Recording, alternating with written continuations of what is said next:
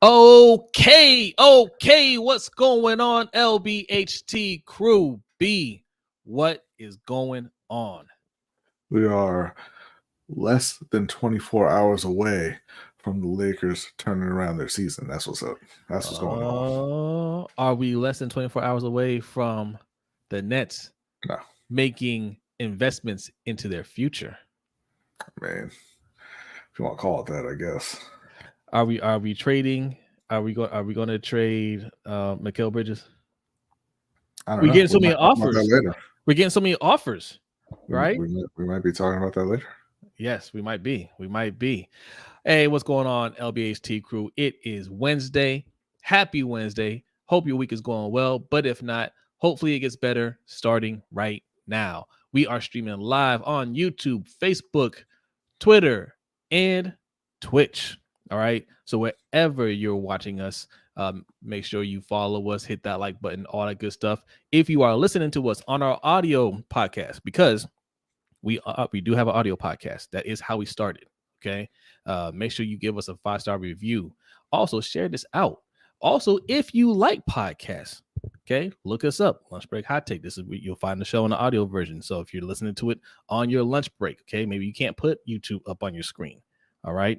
We are available in podcast form as well. Look, the crew is already in here, B. They are already in here. Bazel is first. Shout out to Bazel. Salute to you. Our guy Noah's in the house. What's going on, Noah? Thanks for coming through. Our guy Andrew's in the house. Oh, okay. I think it might have been the title. The title, like, oh, Harbaugh getting cooked? I'm here. Osman, salute to you. Thanks for coming through. One of our newest patrons. All right. If you want to be awesome like Osman, patreon.com/LBHT Show is how you do it. All right. Look, speaking of Patreon real quick, patreon.com/LBHT Show. All right. We have multiple tiers. All right. The lowest one is $5. Well worth the investment.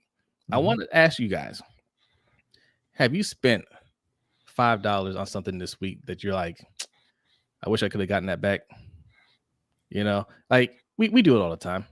You pay for something and it's a impulse buy. And you're like, what a waste. Right? I'm sure you have. Okay. $5, $10. I'm sure you have. Put that $5 to $10 into Lunch Break Hot Take, and we will not disappoint you. All right. Patreon.com/LBHT Show. That's how you do it. All right. You will not be disappointed. Okay. That will be fulfilling the whole month and then some. All right. And if you're not signed up, head over to our YouTube page, to the community tab, and let us know why and what you want to see, what kind of perks you want to see to get you signed up. There you go. Jay the Six, what's going on? Says, let me grab VIP seat. That's what he wants. Okay. Excuse me. Thank you. Okay. That's what I'm talking about. I be saying what's going on. Says, what up, fam? Has Hars found a new babysitter yet? Oh, shots fired. We're going to be talking about that. Raven Ron, what's going on? Says, what up, LBHT? Harbs is fried, boiled, baked, burnt on the grill. The whole nine. Oh, wow. Okay. We don't have these kind of conversations about our coach in Carolina. It's wild. Yet. Oh man, Mr. Galloway. Never. No coach overstays their welcome in Carolina anymore. Also, I want you guys to take a second to go subscribe to Mr. Galloway. Okay, him and Hendo and Ferris had a great conversation yesterday. You need to check it out. Okay, greatest woman rapper of all time. Who is it? Right? They debate that on the show yesterday. Go over there and subscribe. Mr. Galloway, MISTERR Galloway, GALLOWAY. All right. That's for my audio listeners. Check him out. Dope content. All right. Yes. Speaking of Hendo, Ropod is in the house. Salute to you. Keelan Johnson's in the house. Wow. What? He's not off work for another 9 minutes. I don't know what's going on over there with Hendo. Snitching. You can't be snitching. You can't. Yikes. You're not off work either. Yes, I am. I'm off at 7 on Wednesday specifically to do this show. Dedication, right? You're telling on him for being a dedicated viewer, a dedicated fan. Wow. Marcus is in the house. Salute to Marcus. Says, sup, everybody. What's up, Marcus? Hope all is well. Yes, indeed. Zeke Hokage, salute. Says, what's good, LBHT family? What's good with you? Jeremy's in the house. What's going on?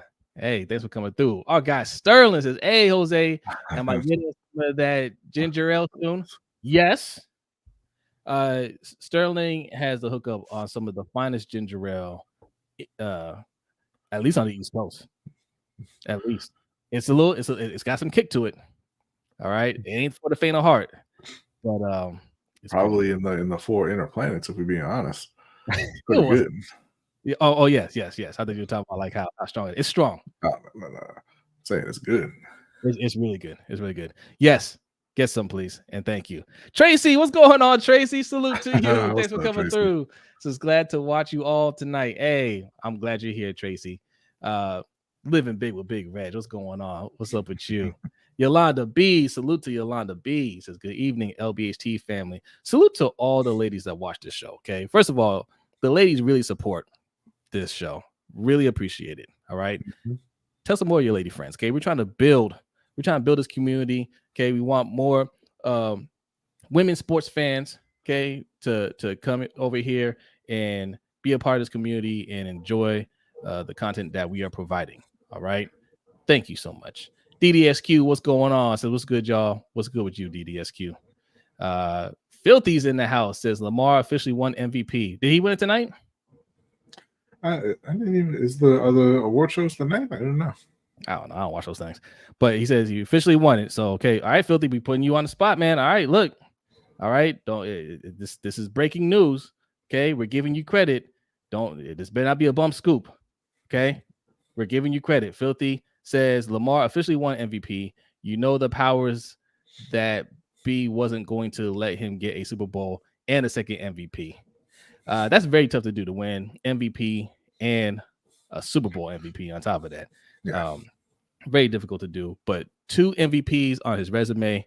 As far as I'm concerned, he is a Hall of Famer. Got to finish out his career, but he's a lot for the Hall of Fame, and I think he will get at least 1 Super Bowl when it's all said and done. So I'm not worried about this year. In Carolina. All right, look, we have a lot to discuss. Obviously, you see the title is Harbaugh Cooked. Oh, is he cooked? Also, Bryce Young is the one. Okay, that ain't coming from us. That's not coming from us. That's coming from CJ Stroud. All right, we're going to discuss that. We saw firsthand when he was going 0-1 against Bryce Young this year. We had the court of public opinion. All right, this is going to be an interesting one. We got some NBA to discuss because the trade deadline is near. All right, and we have a very fun overtime show for you guys. Okay, so all that's coming up. But first, we like to start every show with a Black History fact, and B and Akole have a Black History fact for you.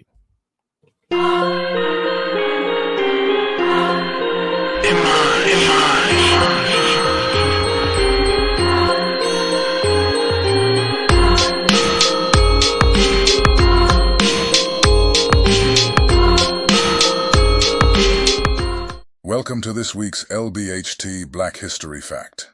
Today we celebrate Black history in progress in the form of Abubakar Salim and Surgent Studios. Salim, born in England in 1993, has worked on stage, in film, and on television. You may recognize him from Jamestown or Raised by Wolves. But arguably his biggest and most famous role came when he voiced Bayek of Siwa in 2017's Assassin's Creed Origins. And I will kill you all! Everyone who sniffed the air that day in Siwa! Following his success, voicing one of the few black protagonists in gaming, Salim founded Surgent Studios, a transmedia company dedicated to creating and sharing stories from unique perspectives across all forms of media.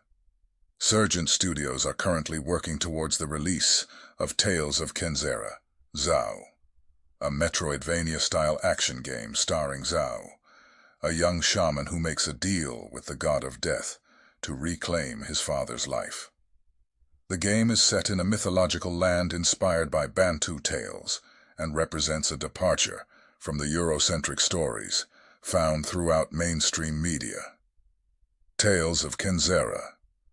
Zao launches on PC, PlayStation, Xbox, and Switch in April, and has a free demo available on Steam right now.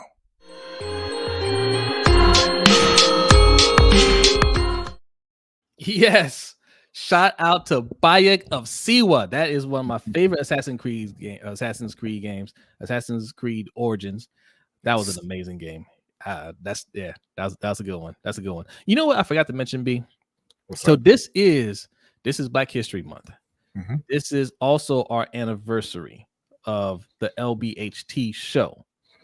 Okay, not Lunch Break Hot Take. We actually started the year prior on audio, and then we made the transition over to YouTube. But we started the LBHT show in Black History Month. So this is our third year. Yes, our 3-year anniversary. We're gonna make a bigger deal out of this one of these days. On I believe February 16th. Oh, now, okay. So next week. I'm not 100% sure of that. Me neither. But I believe February 16th. And I think last year I said this was our 3rd-year anniversary, but it's possible. It was actually our 2nd year. It's actually our 2-year anniversary. I said 3rd year, but it's actually 2-year anniversary. This year is our 3rd-year anniversary of the show, of the LBHT show, not of Lunch Break Hot Take, but of the LBHT show. We started in Black History Month. So yeah, so Bum Scoop. It's not this week. It's next week. Next week will be 3 years, but we're approaching 3 years. Either way. All right. This week is an even more important event in the Lunch Break Hot Take history. This right here going on tonight that we're doing right now is our last show on StreamYard. Okay, and that is absolutely cause for celebration. Yes. Who are we going to? Don't say it, because they ain't sponsoring us yet. And so if we say the name, one or two things have happened. One, they have sponsored the show, or two, something has gone terribly wrong, and we need to let you know. We need to let you know who's to blame for it. Right. Had to get the authorities involved with them. Yeah. Did you ever get your money back for that? Yeah. Like 6 months later. Jeez, man. Yeah. What's going on, Danny? He says, wishing LBHT show a happy anniversary. Yes. And there's the Cash App. I'm glad you mentioned thank you, Danny. Danny keeps us on track. The Cash App, $ LBHT show. Okay. Also, that pin link that you see in the chat box. That is how we do super chat over here. Okay. I know some of you guys are looking for the super chat button. We replace it with the Cash App and the pin link. The pin link will take you to our Stream Elements page. Just click on it. All right. It'll give you some options for donating. All right. I think it's powered by PayPal. You can use a credit card or whatnot. They have different payment options. All right. But either way, you leave your donation, you leave your comment, and you get an animation right here. Okay. Microphone Man will salute, okay, in honor of your donation. And I'll read your comment on air. Much better than super chat. All right. That's how you do it. I think that this is an important comment to read right here, though, from Daniel Franklin. Valhalla was kind of boring, in my opinion. Origins was so much more expansive. Yes. Listen, I was pumped for Valhalla. Me too. It was unbelievably disappointing. England is nothing but hills and brown monasteries and fog and mud and rivers that are 2 feet deep. I did like my 3rd or 4th raid, and I was just like, are we sure we haven't hit this town? It feels like the same. I'm like, are you sure? These people look very familiar to me. I was expecting to be Ragnar. You're not Ragnar. You're just some dude's sidekick. It was awful all the way around. Did not love it. Antonio, what's going on? My friend Antonio says, happy hump day, guys. I'm sure you already talked about it, but John is cooked. We haven't started yet. We just been talking. He's wasted Lamar's rookie contract and looks to waste this new one. But I appreciate you coming through. Antonio's been my friend since high school, man, and I'm glad that he's here supporting me, man. I appreciate you, bro. Yes. All right, let's get into it because Antonio's ready. Okay, he's ready. Is he cooked? The reason why we're bringing this up is because recently he made an attempt to bring back a good friend of his, Okay. Jerry Rosburg, that's him right there. Former special teams coordinator. And I think he did a good job as a special teams coach. Right. Went on to the Broncos after that. What was he? Was he the same position? And I know he's an interim head coach for I think last season. And obviously they didn't bring him back. And Harbaugh said, hey, he's my friend. I'm going to bring him back on staff. To be honest, I see nothing wrong with wanting to just bring your friend back. He does that all the time. Harbaugh is a very loyal person. He brings friends on and he finds little titles and roles for them. That's called a hookup, right? I actually have a lot of respect for John Harbaugh for doing that, right? But this one's a little different. He wanted to hire Rosburg for the game manager position. Okay. And when I first heard it, I was like, okay, whatever. I don't know what a game manager is. But looking more into it, what they're saying was he was going to be the guy kind of managing the game on game days. Yeah. Right. So what do we mean by manage? Do we mean calling plays? Do we mean calling the clock management, whether or not we're going to challenge this player, that player, whatever. The things that John's supposed to be doing that John don't really want to do no more. John outsourcing every part of his job. But no, John Harbaugh's not cooked. I would use a different word. I think he's just expired. He's been there a long time. He is who he is. That sounds worse. He's not changing. And well, I mean, it may sound worse, but it's fine. Look, he won that Super Bowl off the backs of great players, and it went to his head. And he said he's going to do it his way for the rest of his career. His way doesn't work, and I think the message has gotten stale, particularly when it comes time to play big games in the playoffs and get ready for them. I think he's expired here in Baltimore. I think if he got fired or mutually parted ways with, went somewhere else, he could probably reinvent himself a bit and become a good coach again. But in Baltimore, those days are done. Whew.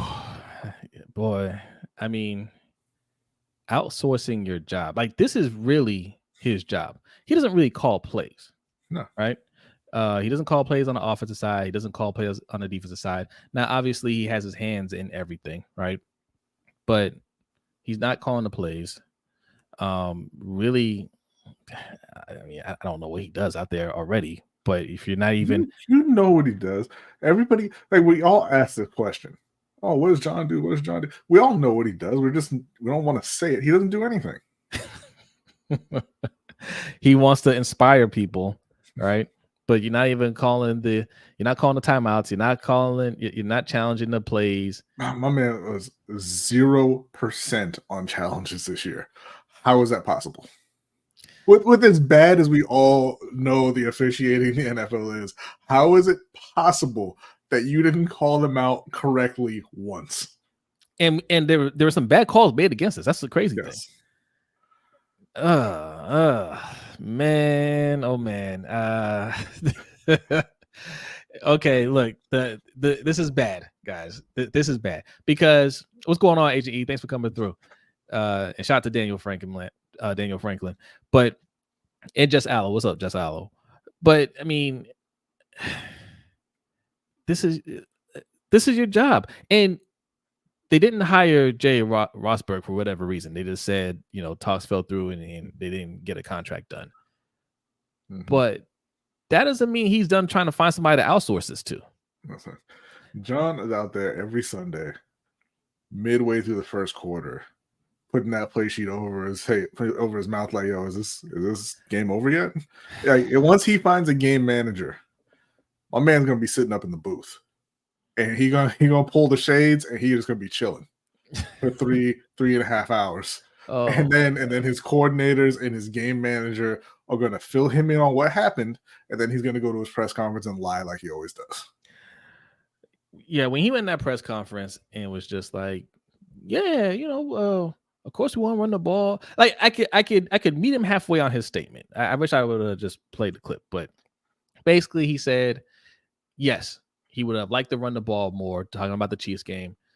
But when you're in the middle of the game, you're not sitting there with a chart trying to figure out how many times you ran, didn't run, or what's the media going to say. Because that's, you got to know when John's taking a little jabs at people. He's definitely taking a jab at us. Like, oh, you're not thinking about, oh, what are they going to say at the end of the game, if we don't run the ball enough. You know damn well why we're questioning you on that, right? And you don't need to look at a chart, B. You don't need to look at it and say, did we run the ball enough in the first half? You're watching the game, right? No. You're exactly. Okay, well, I see we're not really moving the ball like we normally do. We're not in a rhythm, and Gus Edwards has one carry at halftime. Okay, I only seen him out there run the ball once. I see Lamar running a few times. I don't like this. We need to get settled down and establish the run against this weak run team. Right?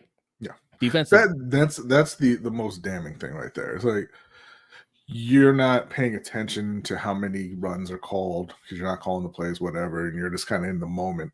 But they're not a good run defense. They're in the bottom half of the league in run defense. It doesn't occur to you at any point that, hey man, it's been a while since I've seen a run. You don't ever look up at the big scoreboard in the stadium where they tally those things and say, "Well, we only have like 15 rushing yards. What's going on with that?" You don't hear Gus and Justice in your ear, which I'm sure they were, telling you, "Hey, I've only had the ball once. We need to run the ball." It's nonsense and it's BS. He gets to the playoffs and I can't remember the guy's name now. The guy who does the recaps, the coach who does the recaps at games every week. Yeah. Does the little skits. He gets to the playoffs and he pisses down his leg every single year. Well, what I think is John Harbaugh thinks he's going to completely outsmart these other coaches when he gets to the playoffs. And I'm not saying that's exclusive to him. I think other coaches think that too, right? They, they say some things for the playoffs and well, yeah. I mean, every coach, like they have different wrinkles that, they know there's a lot of tape on them throughout the season. They know the other team is going to look at their tendencies and whatnot, right? Yeah. So you give different wrinkles to what you do. But Harbaugh is trying to completely change what they do, and you can't do that.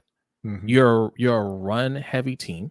You want to establish that every year. You get success off of that, and then you get to the playoffs. You're thinking that you're going to fool people because you're not going to run the ball. You're going to air it out and catch teams off guard.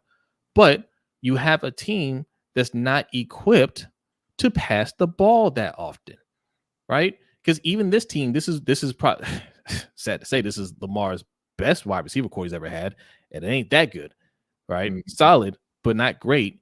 And even with them, if you're not used to passing the ball that often, right? Your O-line's not really used to, pass blocking that often. And I think they did a fairly decent job, but that's not what they've been practicing all year. That's not, how you expect them to get any kind of rhythm, So you're doing a disservice there. And again, like it's just not the type of offense that your team is built for. So you're doing the work for their defense by taking yourself out the game. And not only that, like you said, everyone tries to go against their own tendencies. Every coach, every team has tendency breaking calls to try and fool the defense. But John Harbaugh tries to break tendencies by putting guys in positions where they're just not strong in. So to your point, they're passing the ball a lot. Yeah, it's not a pass blocking O-line. So, I mean, that's strike one right there, right? But strike 2, 3, 4, and 5 is Justice Hill. I don't think has ever made contact with a blitzing defender, but you had him out there pass blocking every single play, right? Yeah, he's an awful pass blocker, but you said, hey, if he's in the game, maybe they think it's not going to be a pass because who would be stupid enough to put this dude in pass protection every single down? Well, you would. Right. You would, John. We all know that. Let me get a shout to the chat, man. 83 people in here. Hit that like button. If you're new, hit the subscribe button. We are about 200 away from 2,000 subscribers. Help us get there, please. We had a goal for by Super Bowl because we thought Lamar would be holding up the Lombardi Trophy. Not going to happen this year. All right. But we don't want to wait until next year when he holds up the Lombardi trophy to hit 2,000. So help us get there by the offseason. Okay. I appreciate that. Okay. What we got in here? Our guy, Keelan. Oh, there he is. Says they're putting a Band-Aid on a bullet wound. They know Harbs doesn't have it as a head coach anymore, but refuse to fire him because the head people of the org see him as family. We need Ben Johnson. I don't know about Ben Johnson. there were a lot of quality candidates this year. I don't know about Ben Johnson. Yeah, I don't know about Ben Johnson, man. If we were going to fire Harbaugh waiting for Ben Johnson, we would have been cooked. Okay. Daniel Franklin says, by the way, what is he doing with that play sheet? All I know is he isn't using it. He just needed something to cover his mouth so nobody could see him praying for help. I don't even think he's praying for help. John doesn't seem to care whether they win or lose. And I don't even necessarily mean that in a bad way. Like it just doesn't. He doesn't have these huge, emotional swings with it. I mean, you know what I mean? They lose the game, and he's in the press conference. Like, yeah, man, it's just kind of the way it went. I don't know. Evil Harbaugh says Harbaugh should have been out after the Steve Saunders situation. No way he should have a job. Well, which situation are you talking about? Are you talking about the COVID situation, or are you talking about every player on your roster being continually injured situation? Yeah. Yeah. Look, the thing with Harbaugh, and we said this stat a few times, right? It's the 5-year rule. Okay. No head coach and quarterback combination have ever won a Super Bowl if they haven't gotten it done within the first 5 years. Right now, I will say this little ray of hope. Okay. I looked at that list. I think it was somebody in USA Today or somebody like that reported that, and he put out a chart of all the head coaching and quarterback combinations. Harbaugh's on there with Joe Flacco, year 5. Before Harbaugh, I gotta go back and double check, but I think my eyes were they weren't deceiving me. Before Harbaugh and Flacco, no quarterback had gotten it done. No quarterback and head coach had gotten it done if they didn't do it within 4 years. I think he was the first to do it within 5. That's why I was hoping. I was like, maybe 6. Maybe he could do it again. Maybe he can, make history again. So 6, no. 7? 7? I'm going to say no because he's a bad coach. I'm going to say that he's not going to win another Super Bowl, period. But the reason for that, the reason why you had this 5-year rule is because after a while, things just get stale. All right. If you that's a long time to be with a coach and you don't win a Super Bowl. Right. Yeah. If you're winning a Super Bowl, your message resonates with the team more. Okay. They buy in a little bit more. But that many years and you're not winning, your coach can still be good, but you're not getting the results. The team just doesn't hear you. Well, it's a thing where, if you're winning the Super Bowl, it means you have the coach and you have the quarterback. And if that hasn't gotten done after 5 years, it's a signal that one of those things is not in place. Yeah. Usually it's the coach. Yeah. Yeah. I mean, anybody, because there's a lot of Harbaugh defenders out there. And look, if you're a Harbaugh defender, it's fine. We're not going to flame you here. Okay. You're safe. All right. But a lot of Harbaugh defenders will tell you it's not Harbaugh. Harbaugh's fine. And they'll throw shots at Lamar. Okay. You can believe that. But the facts are this: Lamar Jackson is the one who just signed a brand new contract. Okay. Lamar Jackson's contract is what counts against the cap. Okay. Harbaugh's, he can go anytime. It doesn't affect the cap. Okay. Lamar is staying long term. I don't think, and again, I don't think John Harbaugh's leaving. I don't think they're going to fire him. But in terms of who should stay, who should go, it's Harbaugh. Right? They made the investment in Lamar Jackson. Harbaugh's had his time, and it's time for him to go. What are you laughing at, V? Pay the Bill says, we'll flame you in the chat, though. No, you won't. You'll be nice, Pay the Bills. You'll be nice, okay? We don't like, you know. You do what you feel. Pay the bills. Have some fun, but don't. But yeah, no. Don't go overboard with it. All right. Don't make me pull out Nightbot. Nightbot will flame all of you. I almost imported him just to see what will happen, but no. He's gonna pop up one day. You guys are gonna be shook. If you don't know who Nightbot is, consider yourself lucky. We tried to do a giveaway one time, and we programmed Nightbot. We thought we programmed Nightbot. Turns out Skynet did, and as soon as we unleashed Nightbot in the chat, he kicked damn near everybody out. It was like a half-hour reign of terror. We gotta move on here to our next topic. Zach Orr, new Ravens defensive coordinator. Yes. Shout out to our guy Zach Orr. Very happy for Zach Orr. I'm a big fan. Okay, because when he was playing, he was very good. His career got cut way too short. Got an injury. Doctor said he just, you can't play anymore. That his last year he played, he was second team All Pro. I went to go look it up because I remember he was up there with tackles. Had over 130 tackles, like 3 interceptions, like 5 pass defenses. Like he was a beast, and I was so happy that we had him. And career cut short. I think he was like 23, 24 years old. I mean, extremely young. He's still young, right? Yeah, he's 31 now, I believe. Yeah.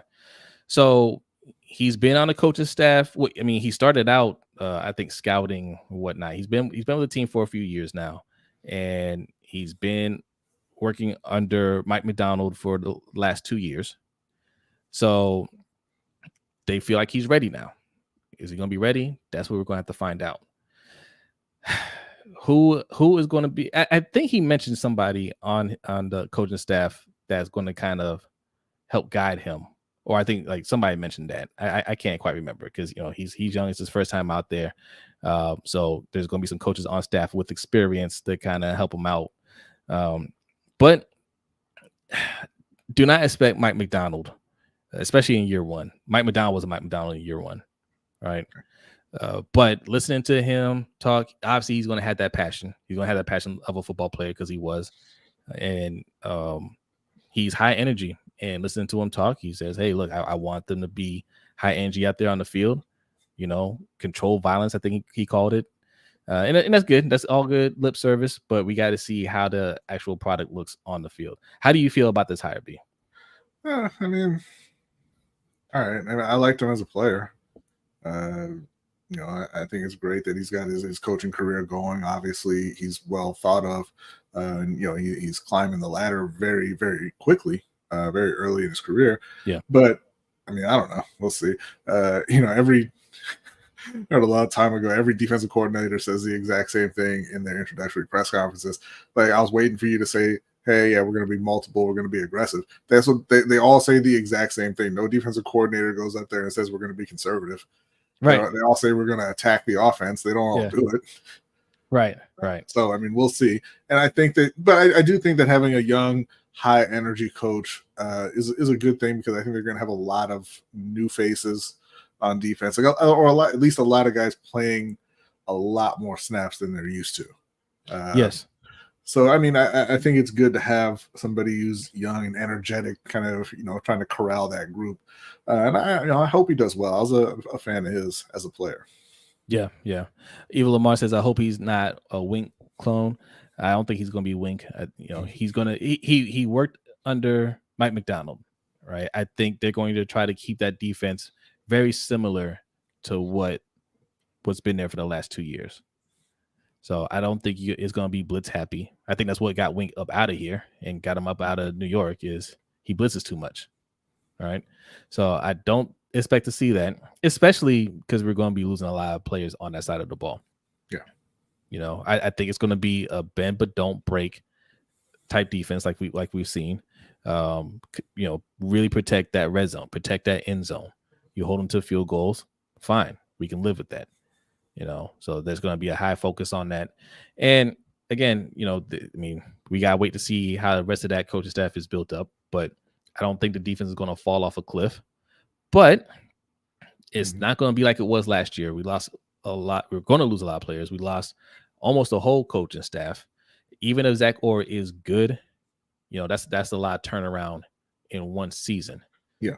And this is also the reason why I don't believe the Ravens should be making an investment on defense this offseason. I don't think they should re-sign any of those guys. I don't think they should re-sign Matabike. I don't think they should re-sign Patrick Queen. Love those guys. If this was in a salary cap league, I would say bring them all back. But if we have to make choices, none of those guys should be coming back. I don't think Clowney should come back. I don't think Van Noy should come back. Let the young guys that you drafted play, right? Maybe get one or two veterans, right? I mean, that's what you do, right? And just let that young team play. You still have some very good players on defense. You still got Roquan. You still have Kyle Hamilton. You still have Marcus Williams. You still have Marlowe. I know people are kind of down Marlowe. Yeah, for now. But you have him for now. Stevens played well. We'll see if he can repeat that. But roll with that and let it play out however it's going to play out. I don't think we're going to be a bottom tier defense. If we're middle of the pack, I think that's the worst we'll be. We'll be fine as long as we're making the investment on the offense. What you reading? Yeah. No, I was just looking at some of the comments there. But yeah, that about sums up my opinion on Zach Orr. Don't have much of an opinion on him at this point. He was just a position coach very, very, very early in his career. And, hopefully he does a good job. Now, speaking of good jobs, this coordinator did not do a good job. Okay. But it doesn't matter because he's back. Ladies and gentlemen, Greg Roman is back in Los Angeles. Woo! Boy, I thought we were going to say Baltimore for a minute. Ian Rappaport teased this out a few days ago, and this was comical. It says, sources, the Chargers are expected to hire respected offensive mind Greg Roman for a prominent spot on the staff of Jim Harbaugh as he's heading there tomorrow. The two sides are working out details. Now, it has later been reported that he is, in fact, going to be the offensive coordinator. Respected, boy. That's a strong word. I bet it's accurate. They respect a lot of people in that league. Look, they respect him. They respect him as a human being. He seems like a very nice person. It does. It seems like a good guy. But even that expression on his face, like pull that picture back up. Like the look on his face in this picture is like, you sure you're looking for me? Like, did you call the right number? He was like, I would love to be a consultant coordinator. Like, don't get me wrong, I want the job, but I don't want any kind of, I don't want any incidents when I show up at the building. Like, you say coordinator? Gregory Roman, yes. You not run game coordinator, offensive coordinator. I mean, run game is on offense. Did you mean that? But this is fine because they have a head coach who is going to be running the pass game, so it's whatever. He much like John, Jim takes care of his boys. That's his boy Greg. He was the offensive coordinator when the 49ers went to the Super Bowl. He brought him back. That's fine. They have a really good quarterback. They've got a couple. I mean, for now, they've got a couple of really good wide receivers and a running back. I know that some of those guys probably aren't going to be there, but they're picking fifth. I imagine they'll get another wide receiver. And I think that Jim's going to be running the pass game. And I don't think it's going to be much of an issue. It's not going to be like what you saw in Baltimore. They're going to look like a real NFL offense because he's not going to be running the entire thing himself. Now, I can't wait for the narratives on this, right? Because this can go a lot of different ways. Mm-hmm. One, the offense doesn't look good. And people are going to be like, of course, it's Greg Roman. He doesn't know how to draw pass plays. Why did you do that? Or like you said, Jim Harbaugh is going to be the one that's actually running at least the passing part of it. Mm-hmm. Right? And he'll look fine. Justin Herbert is a good quarterback, and Justin Herbert will have a good year. They'll make the playoffs, and people will be like, oh, see, Greg Roman does know how to call offense. Oh, look what happened when he has a quarterback that can pass. People are going to throw those shots out there and completely ignore the Lamar 1 MVP under Greg Roman. But he won it under Greg Roman, and he's winning under Todd Monken. Yeah, right. So, but Be ready for that narrative. Yeah, no, absolutely. There's going to be whatever narrative people can find to hate on Lamar Jackson, because that's a hobby that people have, hating on Lamar Jackson. Yeah, but there's another narrative there. If he really is that good, what happened here in Baltimore? Right? Like, yes, we had the 2019 season, MVP, but couldn't pass. I think I know the answer to that one. It starts with a John and ends with Harbaugh. Right. Jim can provide something on that side of the ball. Mm-hmm. John can't. Right. So this is why it's important. John doesn't have to be an offensive genius. He's not. Doesn't have to be a defensive genius. He's not. Mm-hmm. Right. But get guys that are. Yeah. Jim knows offense. His coordinator doesn't have to be an offensive genius. So this, I do think, will work out. And that's his boy. They went to the Super Bowl together, and he's comfortable working with him. Fine, whatever. He's not going to get there with this team. But especially, I think they're going to lose Austin Eckler. They're yes. probably going to lose Mike Williams at the least, maybe Williams and Keenan Allen. They're in for a mini rebuild. They're going to lose Khalil Mack. There's talk that they're probably going to move on from Joey Bosa. So, I mean, they're going to look a lot different than they do right now. Yeah. 9 people in here. Hit that like button. If you are new, go ahead and hit that subscribe button. All right. And if you're looking for the super chat, we do it 2 ways here. One, right below B, $ LBHT Show. That is the Cash App. Also, the pin link that you see in the chat box will take you to our Stream Elements page. Both ways. Leave your donation, leave your comment. You'll get a nice little animation right here from Microphone Man, and I'll read your comment on air. That is how super chats are done here, ladies and gentlemen. All right, and we'll read a couple comments right before we move on here. I like the pace of this show. I like the pace here. All right, this is going lovely. All right. Also, patreon.com/LBHT Show. If you want more of this content right after this show, as soon as we're done, we're going to be doing the overtime show, and that is for patrons only. All right. Did I put the promo up here? Oh, look at this. Steven Jackson and Austin Rivers are getting into it over Brodny James. And then them teeth were shining. They were. Yeah. He got some work done. They look good. We'll be talking about that. We'll be talking a little bit of Xbox making some power moves here. All right. And anything else that comes up. All right. Anything that comes to your mind, we'll discuss that on the overtime show. So if you have as little as $5 in your pocket, make that investment. Let's see what we have here. Ram Diallo, what's going on? Says that's exactly what will happen. They'll pretend Giro was scapegoated when he was just astronomically bad. Yeah. And it will be your Florios and whatnot. That'll sit there and be like, yeah, he actually can coach. It's just Lamar just couldn't get the concepts right, and okay, whatever. I can't stand Mike Florio, man, and I can't stand sports talk. You can't call it sports journalism because there are no standards and there are no consequences. I'm still waiting for the Des Bryant tape to come out that he promised was coming within hours, a decade ago. Like he said he saw it. He said he saw it. Didn't exist. Why are you still a thing? Yeah. Let's see. Sterling says hot take, maybe he secretly wants to be fired. Talking about John Harbaugh? No. Yeah. No, he doesn't want to be fired. He's just comfortable. He knows he's not going to get fired. But I can see a little bit of that. If maybe he's a little tired of coaching in Baltimore, but he's not going to quit and walk away from the money. He's like, why won't you fire me? Right. MDT Sports says Doc Rivers of football. John Harbaugh is not the Doc Rivers of football. You guys are giving him way too much credit. Doc Rivers has been to 2 finals. Okay. Harbaugh's been to one Super Bowl. So he is not Doc Rivers. I saw a clip of Phil Jackson talking to the Lakers when they were playing the Celtics in the finals one year against Doc Rivers.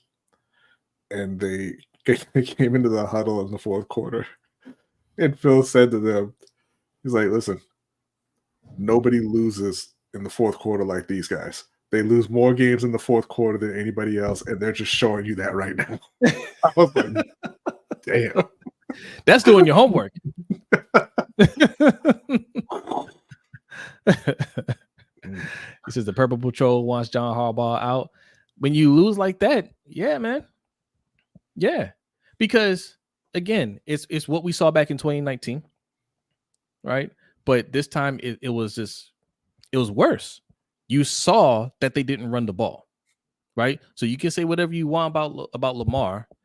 And if you feel that way about Lamar, if you think Lamar's not that great, you should be even angrier about what went down that game because they didn't hand the ball off. Mm-hmm. Right. They didn't do anything that you think this team should be. They didn't do it. Right. So that's coaching. And the answer for why you didn't do it, it just didn't suffice this time. People didn't drink the Kool-Aid this time. It's like that old song said, the answer, my friend, is blowing in the wind. John ain't got it. He ain't got it. Luke K says, does Harbaugh talk to his players during the game on the sideline? Why does Harbaugh hold a play sheet during the game?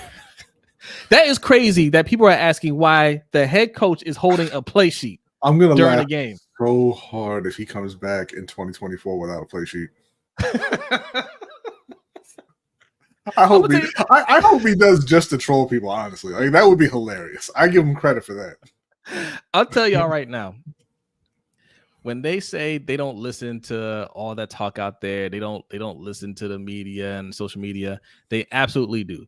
They do. They have people that do. They listen to that because Jerry Rosburg not coming back to Baltimore was a direct result of fans blowing back on that, saying, nah, hell no. John you don't Harbaugh call your plays? He's one of the 99 people in here right now. He's just not saying anything. Is that you, Luke? Are you John?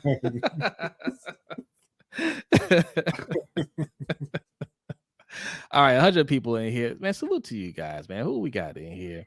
Okay, we got a few people over. Oh, we got some people watching on X Twitter. Okay.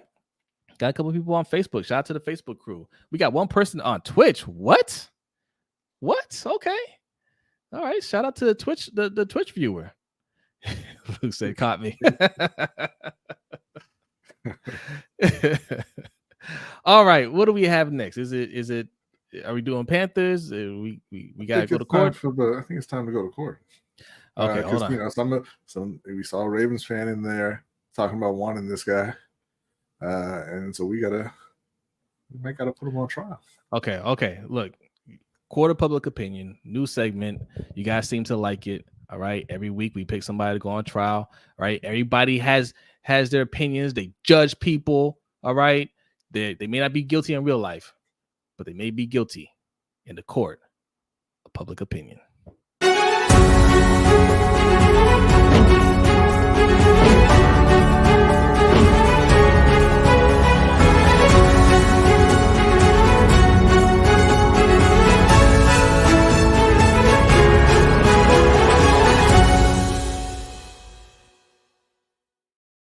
I also want to mention before we get started that YouTube is still trying to take our money for this content that is not. We are protected from the copyrights of that opening. All right, we have permission to use that, and YouTube needs to stop taking our money. All right, you guys, we're taking you to court. Okay, you can't split pennies, guys. You can't do it. Right. It's the smallest denomination of currency. They say we'll try though. But anyway, Ben Johnson, Washington Commanders versus Benjamin Johnson, once and current offensive coordinator of the Detroit Lions. Yes. Thank you. I'd be saying YouTube is guilty. All right. They've already been judged. Yes. All right.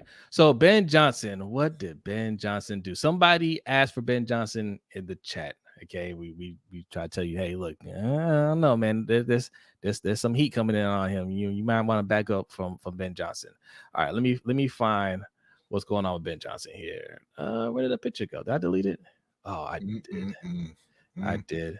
That's okay. We're gonna read this. We're gonna read this quote, and I'll pull it up. Read that real quick. I'm gonna pull up. Yeah. So Ben Johnson, the quote here: outrageous, simply outrageous. That's not how you conduct business. It is how you ruin your reputation. That's a leak source to The Athletic on Ben Johnson's late exit from the Commanders head coaching search. So if you don't know, he was the favorite to get the Commanders head coaching job. But this tweet that you see from The Athletic right here, Ben Johnson's agent shared his plans to stay in Detroit by texting Washington officials while the Commanders group was on a flight to Michigan. League sources shared one unified sentiment: the Commanders got screwed.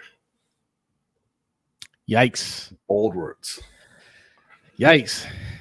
So if you don't know, again, Ben Johnson, for the second year in a row, was arguably the top coaching candidate out there. Maybe with the exception of Jim Harbaugh. And he got deep into the interview process again. Last year, he was offered a second interview with Carolina, turned it down, and then pulled his name out of every opening and said he wanted to go back to Detroit. He had some unfinished business. Okay, whatever. This year, he's the front runner for the Washington Commanders job. Like the tweet said, they were flying out to Michigan to interview him again, and they get a text saying, "Nah, son." His agent said no, he doesn't want it, and he pulled his name out of every opening again, and said he wanted to go back to Detroit because he wanted to win a Super Bowl with the Lions. Yes, Danny, very unprofessional. Ben Johnson, tell them ahead of the flight and waste of time. Yeah. It's not like he didn't know. Like, y'all coming today? I thought it was Sunday, right?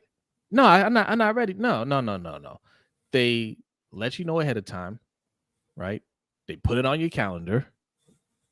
You accepted it. They said, hey, you know what? Because you're still in the playoffs, you're in the NFC Championship game, we'll come out to you. You said, all right, fine. And when they're flying out, you didn't even. Well, this was after this was after they were eliminated. They can't meet in person until they're eliminated. So think about okay. They had already lost. So they did the courtesy of flying out to you, even though usually you got to fly out to them, right, to talk to them. They said whatever. He said, I don't want to fly out to Washington. It's not a good time for me. Right. Well, to be fair, I think that they were flying to Michigan because they were going to interview Aaron Glenn as well. They weren't going to hire Aaron Glenn, but they were going to talk to him. He is also in Michigan. He's the Lions defensive coordinator. They needed their token interview. I don't think it was that. I think they had interviewed minority candidates already. I believe. Not 100% sure on that, but they wanted to talk to him. Yeah. So either way, he said, "No, you wasted your trip. Thanks for thinking of me, though." I don't even know what's worse. No, I do know what's worse. Josh McDaniels, who did this and still end up with a head coaching job. So even though as bad as it looks, it's very unprofessional, and it pissed him off, the Commanders. Ben Johnson will still get a job next year. Yeah, and to be fair, this isn't nearly as bad as what Josh McDaniels did. Josh McDaniels accepted the job, put together a coaching staff, and then said, "Psych, changed my mind." And the Colts were not necessarily forced. They could have just let those guys go, but they kind of felt obligated to employ those guys since they had put together the staff already, and obviously jobs at that point had dried up. One of those guys was Matt Eberflus, who went on to become the Chicago Bears head coach. He was on the staff for Josh McDaniels with the Colts. The other part of this is the talk that it wasn't really that he wanted to go back to Detroit because he wanted to win a Super Bowl in Detroit, because you're not going to win a Super Bowl in Detroit because your quarterback is Jared Goff. It's that he wanted too much money and he priced himself out of every job, essentially. Before the coaching searches really even got going, still during the season, there was a report out there that he wanted $15 million a year to be a head coach. And everybody kind of laughed because, no, you're not. Right. But there's talk that may be true, and maybe 15 was not the number, but it was a number that nobody was really willing to pay for Ben Johnson.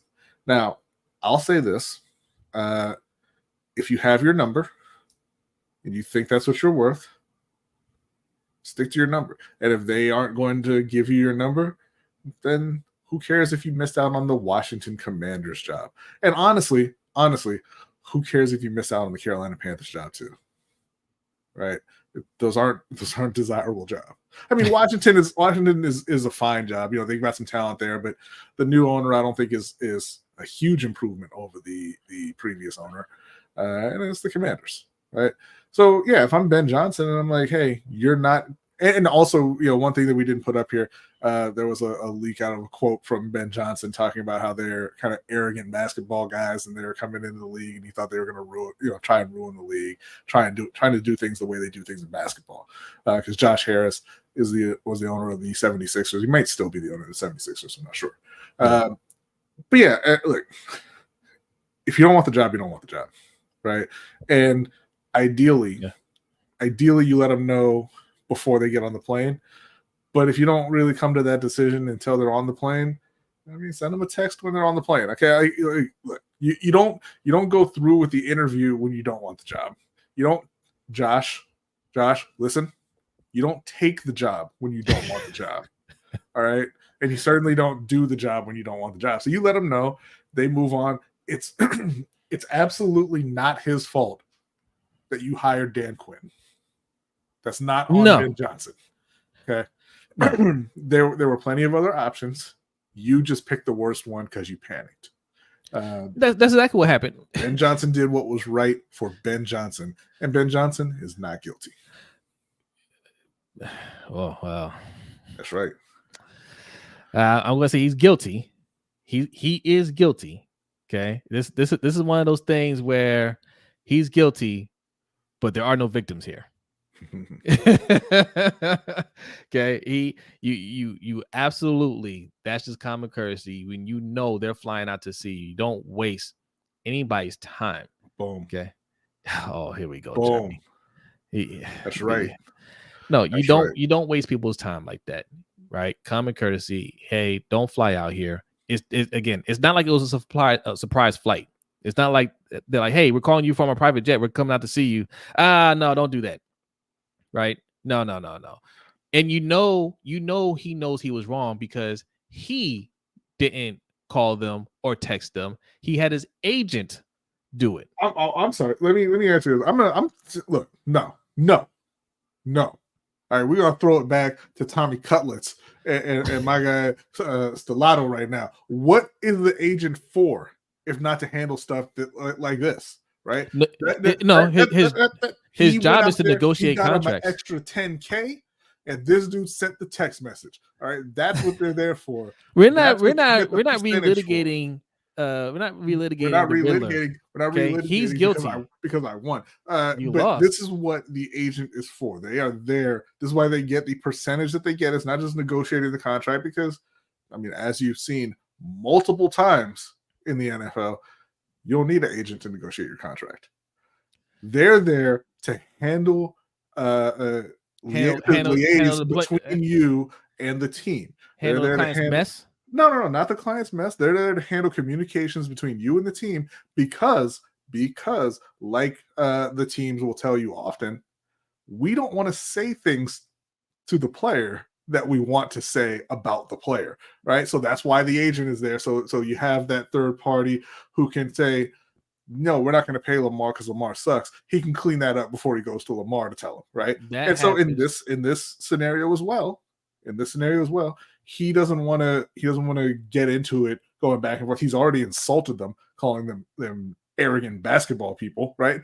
You don't want him getting on the phone saying something like that to the owner. Yeah, that leaked out there. He called them arrogant basketball people, and they're going to ruin they're trying to ruin the league, doing things the way they do things in basketball. You don't want him getting on the phone saying something like that or texting something like that. So you, as the agent, the third party who's not emotional about this situation, not invested in that situation like that, you get on the phone and you send the text. Now maybe you should have called. But I'll give you that. But you are the one who delivers that message. Let me ask you something. Yes. When the team is interviewing a coach, mm-hmm.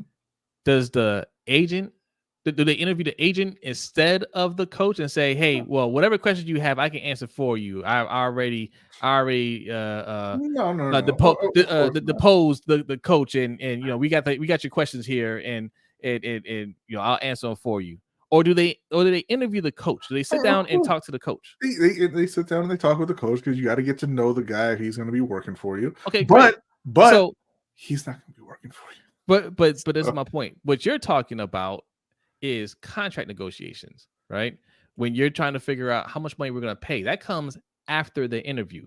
They didn't get to the contract negotiations. They were at interview part. We're coming to see you. We're not coming to see your agent. We're coming to see you. No. The interview itself is the only time that you are in direct contact with the ownership group and all that. I mean, obviously, aside from like day-to-day stuff, if you're already working for them, they don't contact these coaches directly to set up these interviews to gauge interest in these jobs. You go through the agent. You contact their agent to find out, hey, would he be interested in interviewing for this position, that position, whatever? And then the agent gives you permission. Then you can talk to him. Okay. Now this is the agent turning off that faucet. And I would have agreed with everything you were saying if Ben Johnson would have came out and said, my agent should have notified them sooner. But instead, he said those arrogant basketball guys are going to ruin the league. He said that in a private moment. Okay. I mean, now we're getting into D'Angelo Russell territory. I didn't submit that evidence to court. You submitted that. No. I'm saying this is where we're getting into deloading territory. He said that to somebody who repeated it when they should not have. Okay. We have a question from the jury. The jury wants to know. Wow. So why do you have a secretary? What do you mean? Why does who have a secretary? If the agent is handling all the secretary work, why do you have a secretary? Well, I don't think Ben Johnson does have a secretary. No. I don't know. I'm not sure what he's asking there. Pay the bills. Agent E wants to let you know he's back. He's back. And first of all, people don't have secretaries. They have administrative assistants. What are you, like 80 years old, bro? Come on. But no, yes, you have people who handle these kind of communications for you, right? And that's all the agent was doing. He was stepping in and doing his job so that his client didn't get on the phone and potentially say something stupid that could damage his reputation further. And he was right to do that. Alex has a question. What is he supposed to do if he decides he doesn't want the job until after the Commanders are on their way? Be a professional, right? You accepted the interview. Be a professional, do the interview, and then kindly decline the position. That's what you're supposed to do. But you know what? That wouldn't have cut off these comments that we're seeing from the Commanders, because that second interview, I think we all know when they fly out for that second interview, they're flying out to close the deal, right? They thought that he was the coach. So if you fly out, he does the interview again, and you think, hey man, we love this guy, we want this guy to be our coach, everything went well, and then you make him an offer and he's like, no thank you. Well, you're gonna be just as angry. Well, that's where you come in and say, my agent will be in contact with you. Okay. I think that we can agree that they are lacking a bit of tactfulness in how they delivered the message. The point is the agent delivers that message. They're coming out to see you. Okay. Let them take you out to eat and you joke around and have a good time and all that. You're letting them waste money too, huh? Yeah. That's all. Yeah. So do all that and then say, hey, okay, my agent will write it, he'll contact you and we'll take things from there. And then the agent will break the news to him. That's how you do it. This. What if they're like Marcus Lemonis and he wants to do a handshake? What do you do then? You say, I don't shake hands. I do fist bump. COVID. Okay. Listen, bottom line here is that Ben Johnson did what was right for Ben Johnson, and Ben Johnson is not guilty. Okay. That's the headline. I say Ben Johnson is guilty. However, this is a victimless crime. Okay, because Washington is not a victim. Washington. Okay. Why I'm doing my closing statement here. Put in the chat, guilty or not guilty. All right. This is how it works. I know some people jumped the gun.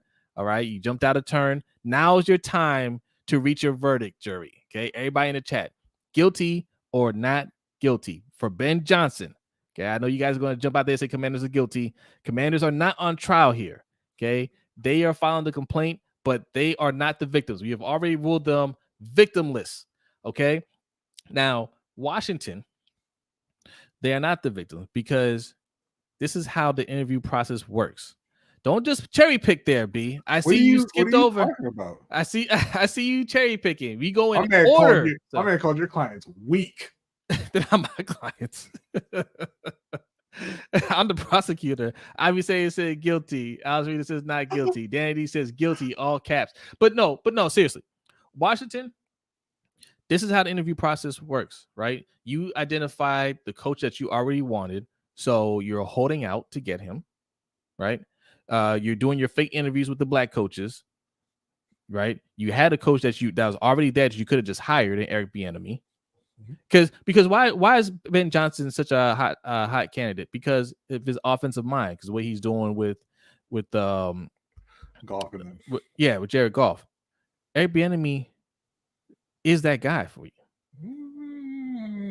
He's only won 2 Super Bowls and had the greatest quarterback of all time playing for him, and then made the 5th round pick look like a serviceable starting quarterback in the NFL. Right. So I'm not sure that I can follow you on that one. When this guy over here last year lost to the Carolina Panthers in a win and go to the playoff scenario, and then this season went 24-7 in the first half and then lost the second half 7-24.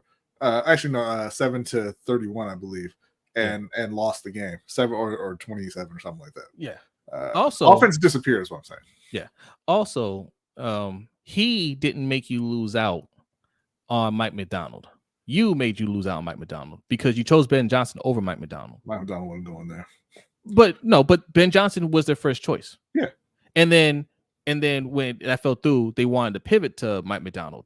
But Mike Macdonald could have been your first choice, and you could have overpaid him, quotes, right? Mm-hmm. And he could have been your guy. You could have outbid the Seahawks. Or, like B said earlier, if Ben Johnson wants $15 million, you say, all right, we'll give you $15 million, bro. Come on, pack your bags. Right? You had plenty of options, but he didn't screw you. You screwed yourself. And the verdicts are in. I left off with Danny. She said guilty. Commanders are guilty. They stay on trial. They are guilty of contempt. Okay, pay the bills. Thank you. Noah says guilty. Luke K says not guilty. Ropa says guilty. J6 says guilty. He's a hater. He says guilty no matter what. So this looks like I won this one. It does not look like you won. It looks like I won. There it is. Not guilty. but just throwing this out there, Washington might be guilty for hiring what's his name? There it is. Incompetence. Yes, definitely incompetence. That's a different trial though. Again, victim is crime here, but Ben Johnson is still guilty. Is it a different trial? Because maybe you should have seen this coming. It's the second time he's done it. So all right. Okay, you all bunch of haters in the chat. You say he's guilty. Ben Johnson, we sentence you to 1 more year in Detroit. and we will adjourn with that. And possibly seeing the real Jared Goff. Let me stop. Jared Goff had a great year. Yeah, he sure did. Moving on to the most important topic of the night. Bryce Young is the one. Not our words. Not our words. This man's words right here. A lot of stuff didn't go his way that was out of his control. Mm-hmm. You can't make a play if somebody don't block. You can't make a play if somebody don't catch the ball. And when you watch the tape, Bryce did a lot of great things. Yep. You know what I'm saying? He's gonna be a great player, but it takes time. I think I came into a situation where, we were struggling. I know, but we still had a lot of good pieces, and Nick Casario, our GM, brought in a lot of good vets. D'Amico was the perfect coach for our type of team. So I think our rhythm, and like I said earlier, everybody's path is different. Maybe I had a good rookie year, And Bryce is gonna have a great second year, you know what I'm saying? And hopefully I do too. But like I know everything's gonna be fine for him. And I told him like, you the one, bro. Yeah. You the one for a reason. Like don't ever like, and he's not going to, but don't ever look at yourself different, bro. Right. Like ever. Like There you go. All right. CJ Stroud had a lot to say about his good friend, Bryce Young. He said something similar to this during the season too, but before they played each other. Right, and he lost to Bryce Young, like people like to point out. Why is it like I would like to point out? It's a fact. It happened. So he has a lot of faith. People like to point out when Bryce Young loses.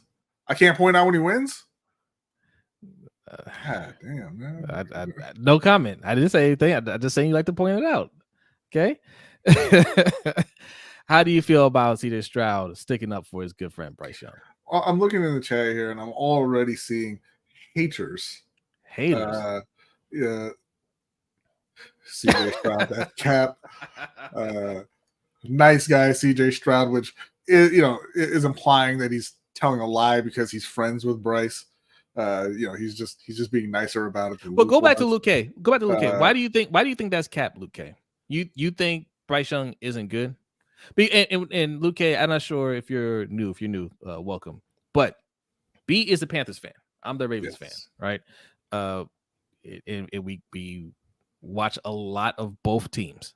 Okay, what you saw stat wise from Bryce Young, what you saw in the highlights, that's not even close to telling the whole story. It's not even close. That was a disastrous season by that whole team. Is that my phone ringing? Professional. Yeah, but so the reality is, CJ is right. The O-line didn't block anybody last year. They didn't really have any receivers last year. Adam Thielen went over 1,000 yards by default almost because Adam Thielen is pretty close to done. Jonathan Mingo had a bad rookie season. Terrace Marshall didn't show up at all. DJ Chark wasn't much of anything. And again, the O-line didn't block anybody. And they had a lot of injuries, particularly on the O-line. Bryce Christensen and Austin Corbett were hurt most of the year. Austin Corbett tore his ACL last season, came back, and almost immediately tore his, I believe it was his MCL. So they played 15 different guards. That's two positions. They played 15 different people in those two positions. So it was an all-around bad season. Frank Reich did a bad job. But we could see. Now, I mean, I'm not going to say that Bryce, didn't make any mistakes. He made a lot of mistakes. He made a lot of bad throws, bad reads. But you could see the talent that he has. He made a lot of great plays as well. So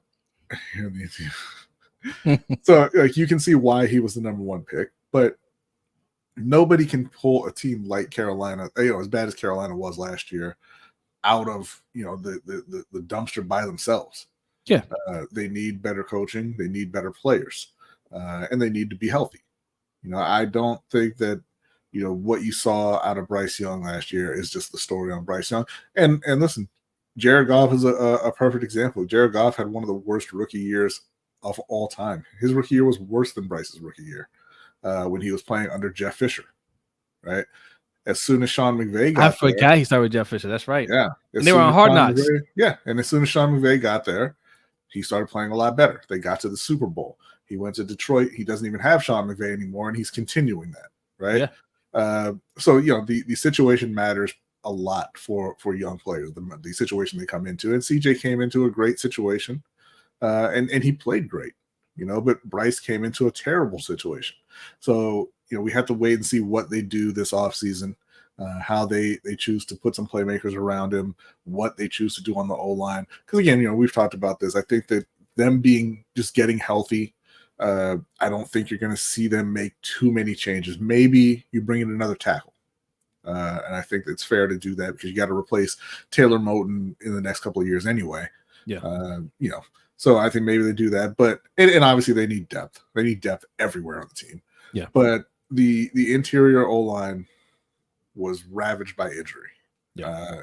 If Bryce Christensen comes back and he's healthy, if Austin Corbett comes back and he's healthy, Chandler Zavala, they drafted him last year. He'll be a depth piece for them potentially. I think that you'll see the O-line playing a lot better. And also when you don't have a coaching staff that's trying to stab each other in the back and being a spy for the owner, that should help everything as well. So I agree with CJ. I think that year 2 is going to be much better for Bryce than year 1. Yeah, I mean, look, last year was disastrous. It was disastrous, and pay the bills says it here. Bryce Young is just more proof football is a team game for sure. Yeah, sure. We talk about quarterback being the most important position, and once you get your quarterback, you should be contending, and that's true. But it's not just getting the quarterback. But once you find the quarterback, it should be easy to build around him. But you still got to do the building part. Yeah, they need a lot of work. I thought that coaching staff last year was built to really build, develop Bryce Young, but it was just a disaster. I thought that they would, the O-line was going to be one of the better O-lines in the league. Ike Ekwonu, his rookie year looked fine, right? Mm-hmm. Didn't look great, but he didn't look like he did this year. Yeah, and then you did have a lot of injuries to the interior O-line, so that derailed things.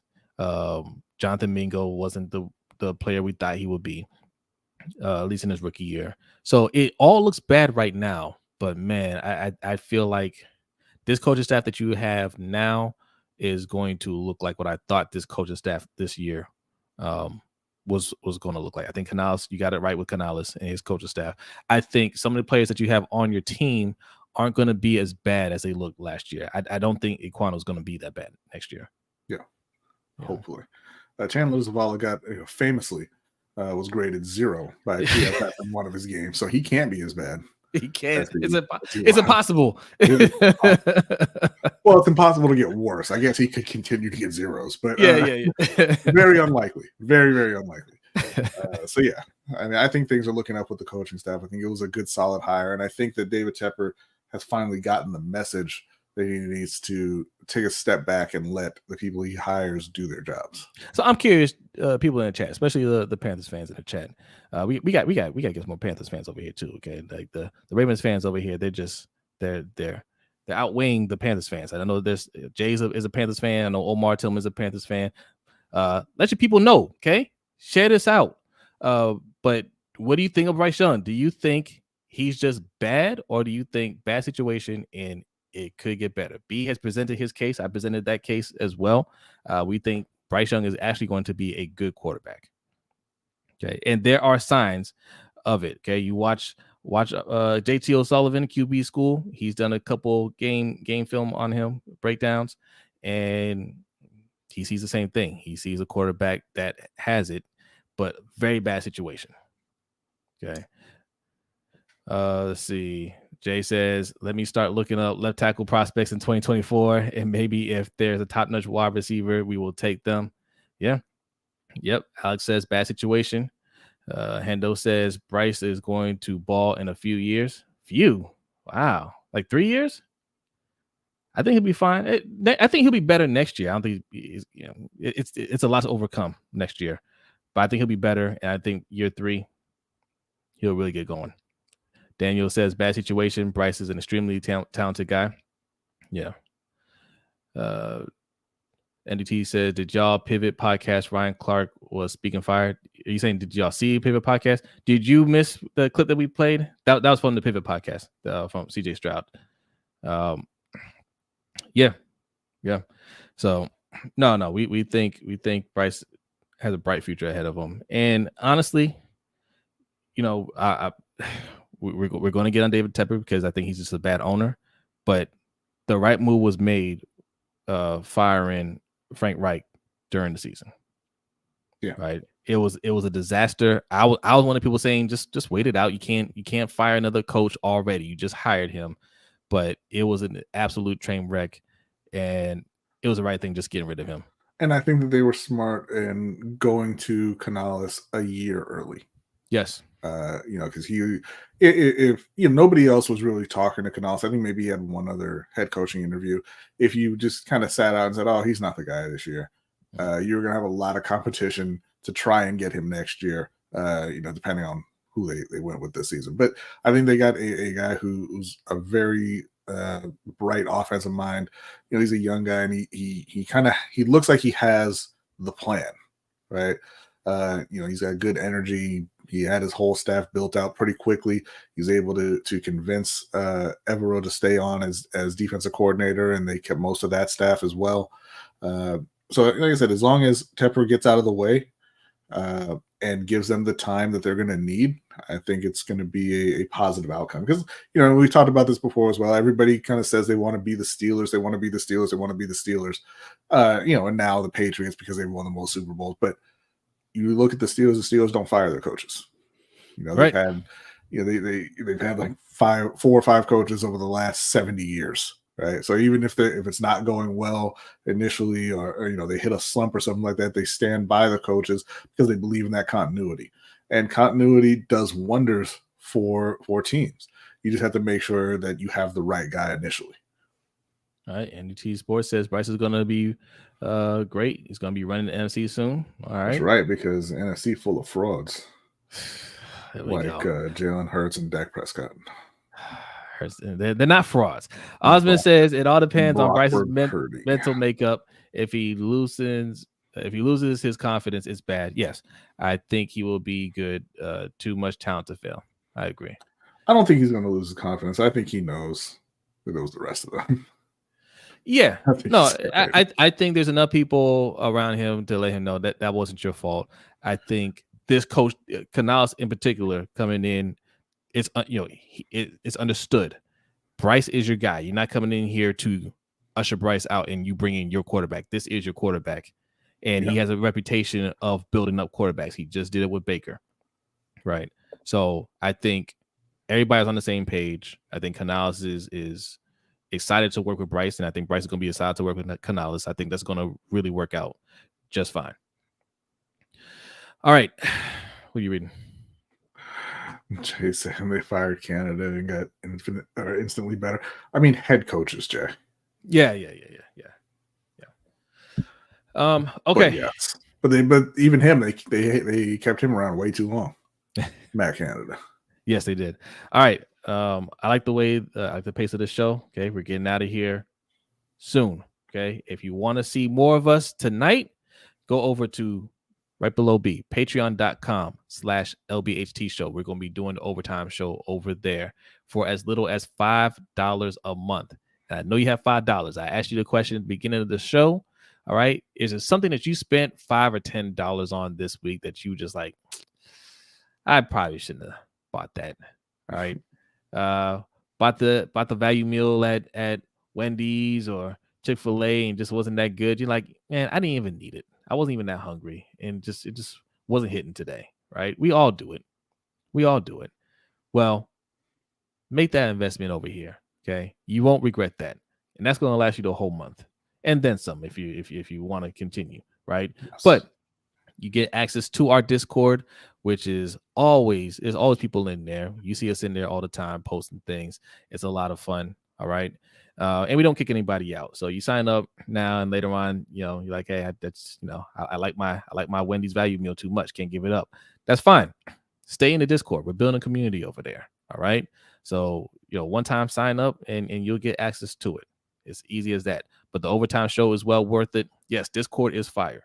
It is fire. But the overtime show, it's a whole nother show. Hendo will probably be in there. We have a lot of people come through and we just hang out and we talk about all kinds of different topics. It's not always sports, but it's always a good time. All right. Mm-hmm. And, we got other perks, like we got a coin, the LBHT crew coin. All right. We got to change the logo. That's our old logo, but the coin is fire. All right. We got stuff like that. A lot of perks. So check it out. Patreon.com/LBHT Show.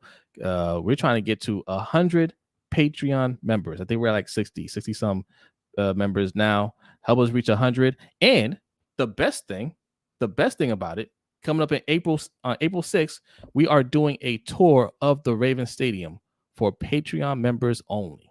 All right. I know the Ravens didn't win the Super Bowl this year. They're going to win it next year. Okay. So we're going to visit the future Super Bowl champions. We're going to take a tour of the stadium, and then we're going to hang out afterwards, get some lunch someplace in the surrounding area. It's for patrons only. You can be a patron here, or the Row Pod, or Open Mic with OTR Mike, or Coach Evans from Sip to Tally Films. All right. If you're signed up to any one of those Patreons, hit us up. Let us know that you want to go, and we will mark you down, and it'll be a good time. All right. Okay. What do we have, B? Next up, we have submitted questions. Ooh, here we go. All right. First up on submitted questions from Jay. The Senior Bowl has passed. The NFL Combine and Pro Days are coming up. Should the Panthers draft a wide receiver with amazing speed or one who can win with route running? Troy Franklin or Ladd McConkey? I think it's McConkey, isn't it? I don't know. If it comes down to it. Jay, obviously both. Ideally, you want somebody who's fast who can win with route running. But if you have to pick one, it's got to be route running. Just being fast doesn't translate. It doesn't make you a good NFL wide receiver. So if you have to only choose one, it has to be route running. 100%. Yes. Route running in hands. Yeah. You know, and the route running beforehand even. I mean, what did Mike Evans run in the 40? He ran pretty fast. Like not 4.3, not blazing speed or anything. No. But I want to say he was a 4.5, maybe. I can't remember though. Yeah, it's solid for his size, but like that's not like that's not one of those. That's not necessarily you're not considering a 4.5 a deep threat, right? But Mike Evans is considered a deep threat because he can catch everything and he can get away from anybody, right? Yeah. So yeah, get somebody like that. Get a good player. Next up, from Donnie J5194, who do you think would be a better head coach for the Ravens, Ray Lewis or Peyton Manning? Peyton Manning. I think Peyton Manning is a better communicator.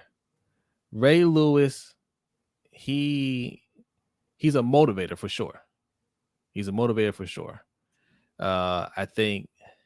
I mean, they're both high IQ. I'm not going to say Peyton Manning has a higher football IQ than Ray Lewis. I don't think he does. But they're both right there. But the thing about those guys that are super motivators, at some point, all right, you get the same people around. It's like, all right, man, we heard this before. You don't want to hear that anymore. Right. And his shtick was already wearing thin when he was playing. Yeah. Y'all remember Trevor Pryce. I can't pick either one of them. Like, being a great player usually doesn't translate into being a good coach because you don't necessarily know how to impart that knowledge that you have. A big part of being that great a player is instinct. Well, hold on. And you can't teach instinct. No, but you have to pick one. I'm not saying I would. I'm going to pick one at the end. I'm saying you said neither one. I'm saying I wouldn't want to pick either one of them because. Oh yeah. But at the end I will pick one. Okay. But yeah, teaching and playing are completely different skill sets. Yeah. We've seen a all-time great linebacker who was an amazing motivator be a head coach, and Mike Singletary. It did not work out. He dropped his pants in the locker room and everybody was like, yo, what are you doing? Yeah. And they're like, please stop. Right. So yeah, I mean, I don't think that they would be well off hiring either of them, but if I had to pick one, I'm going to pick Peyton.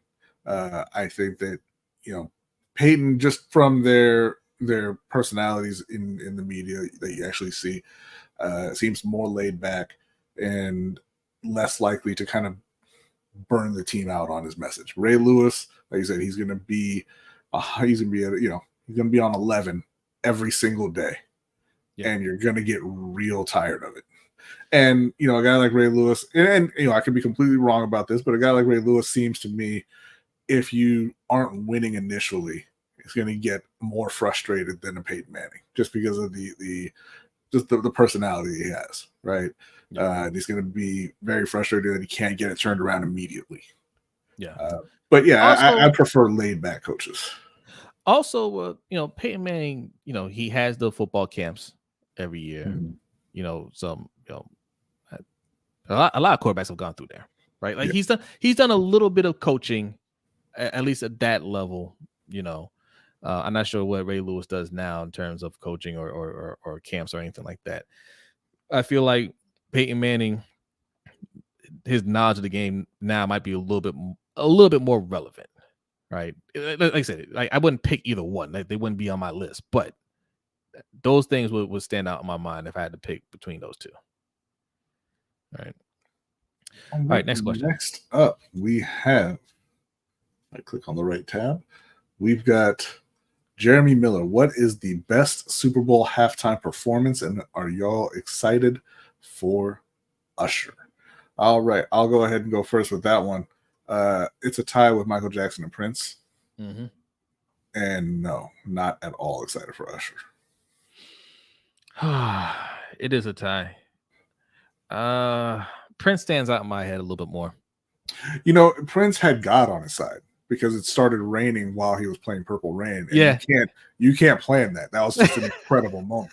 Right? So he cheated? I'm not going to say he cheated. I'm just like he called in a favor, and it was incredible. Yeah. No, we're not excited for Usher. I'm gonna answer for B. We're not excited for Usher.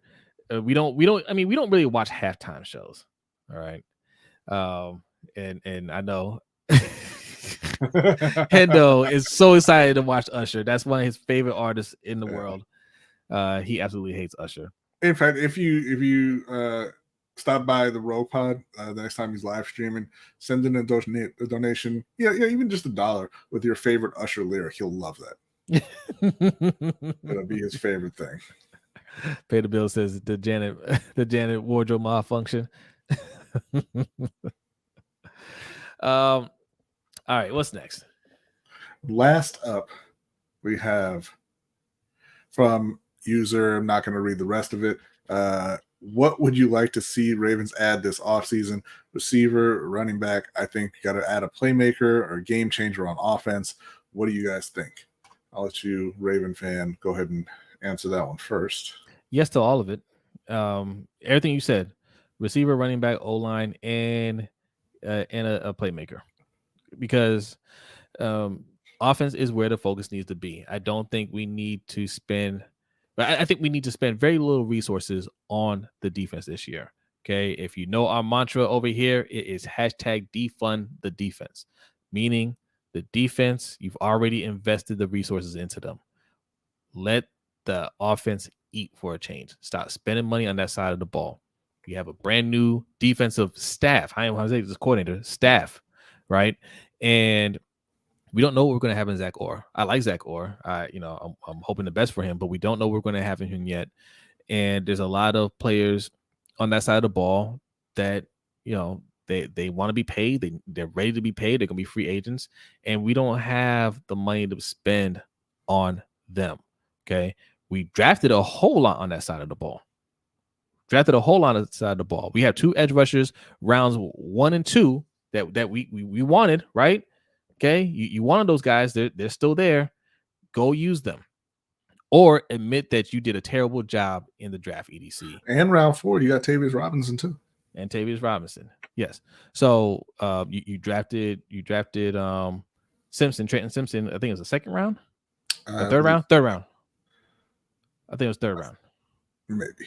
Yeah. Trenton Simpson in the third round. He didn't look bad in the game he played, right? But it's time to let those guys play and see what we have. And then the following year, you can fill in holes as necessary. Now, yes, you'll get some guys late in the draft on defense. You get some guys, some undrafted free agents. You might get a veteran here or there or whatever. That's fine. But your top resources, okay, the bulk of your money that you spend this offseason, your top picks, if you even use your first round pick, I prefer that you trade that pick, right? I want Justin Jefferson. All right. B thinks it's a pipe dream, but I say go for it. All right. I know Stephon Diggs will be available. I also said go for it. Yeah. Stephon Diggs, I think he'll at least be shopped. I don't know if they'll actually trade him, but he'll be shopped. Saquon Barkley, yes, we talked about Saquon Barkley, Jeremy. So you can just sign him. But that's where the focus needs to be this offseason, the offense. Yeah. I think they should go after Saquon Barkley, and not just Saquon Barkley. Go sign Saquon and then go get Michael Pittman Jr. Out of Indianapolis if he hits free agency, or T. Higgins if he hits free agency. Make a run at Mike Evans if he should hit free agency if Baker's as good a teammate as people like to think he is. I keep saying this.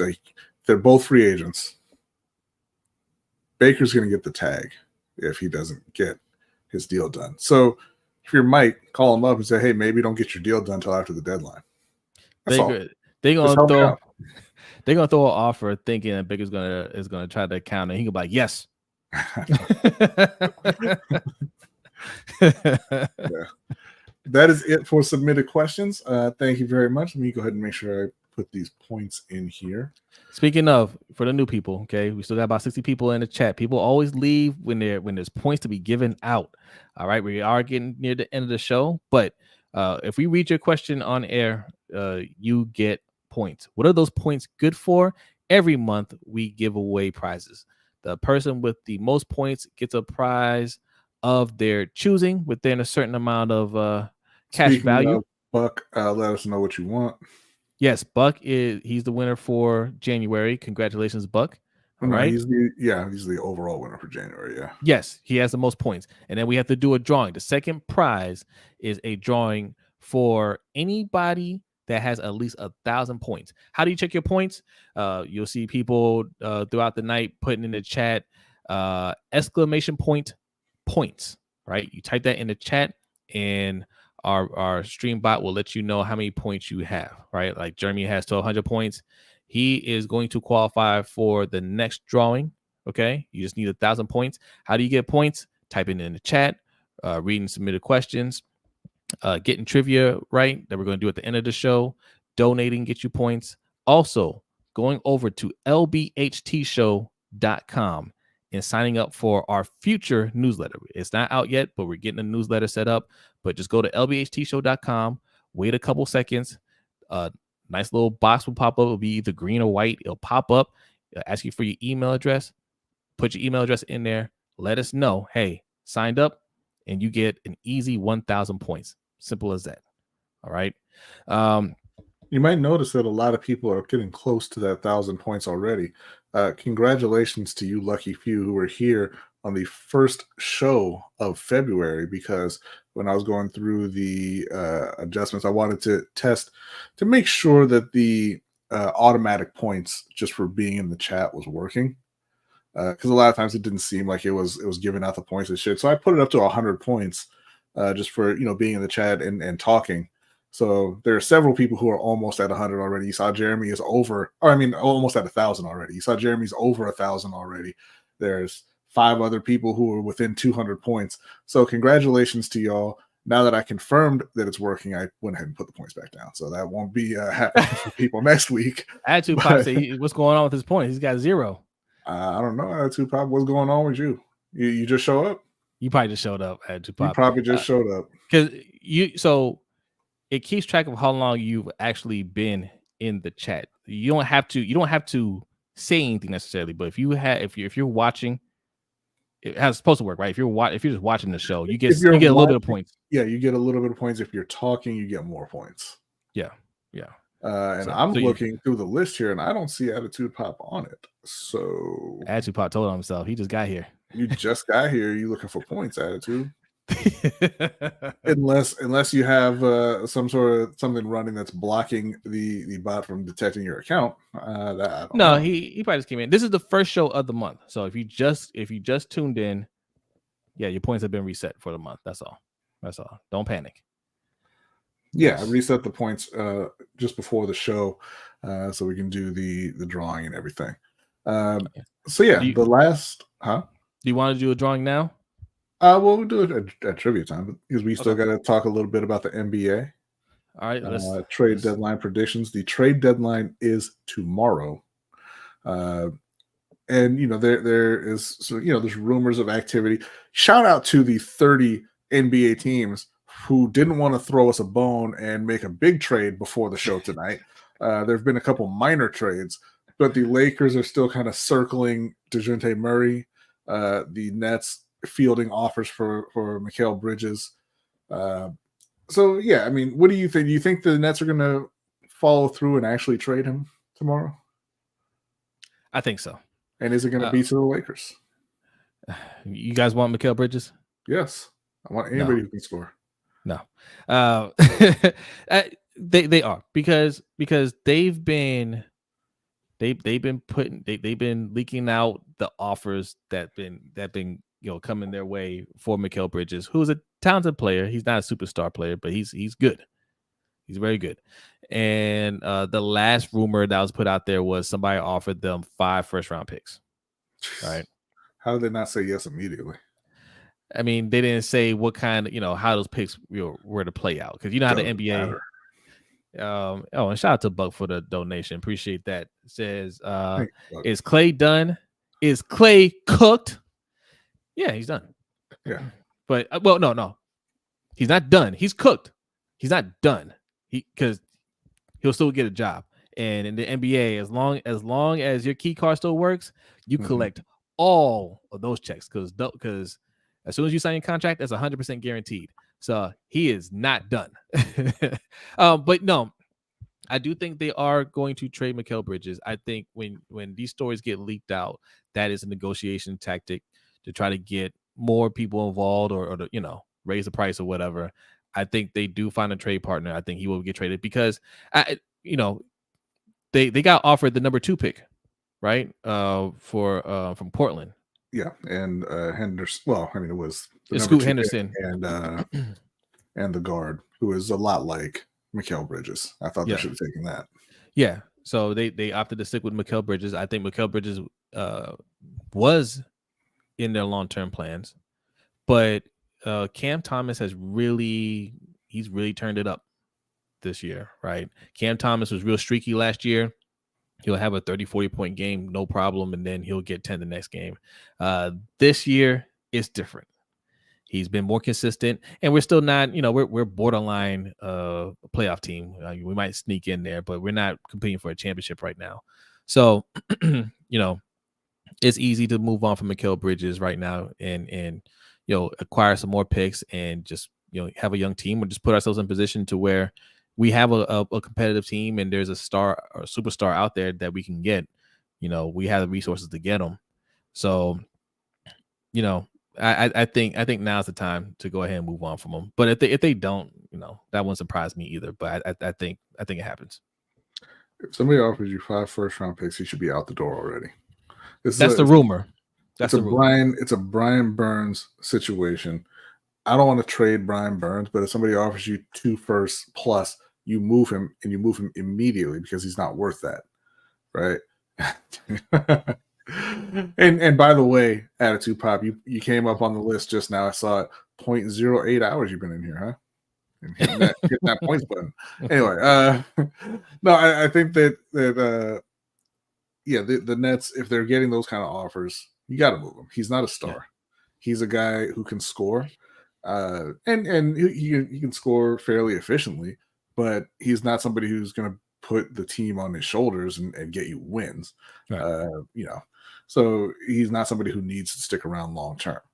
As I said, if they are getting that kind of an offer, absolutely take it.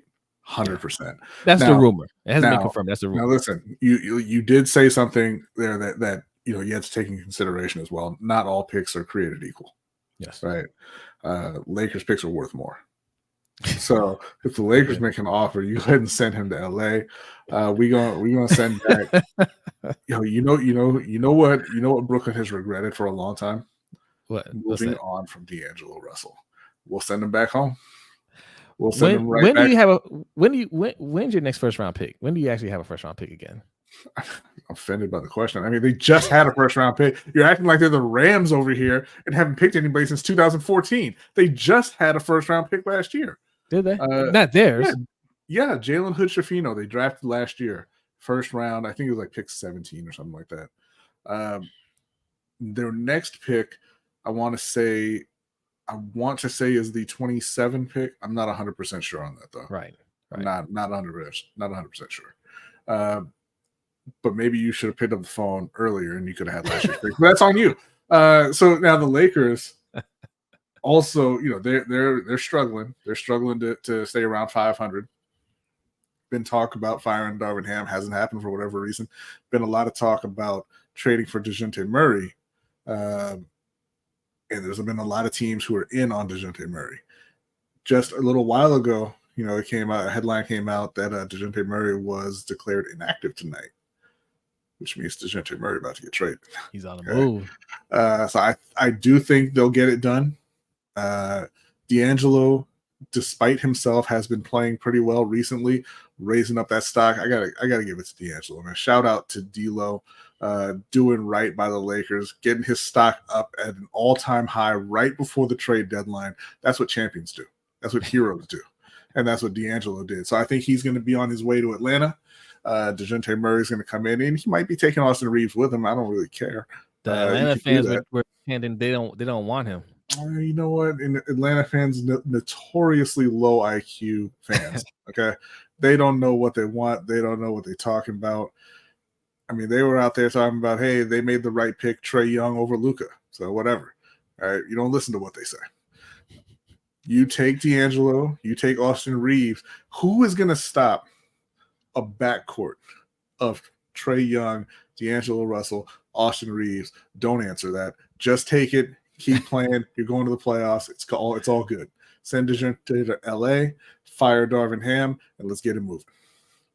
Yeah. What's up, Jacob?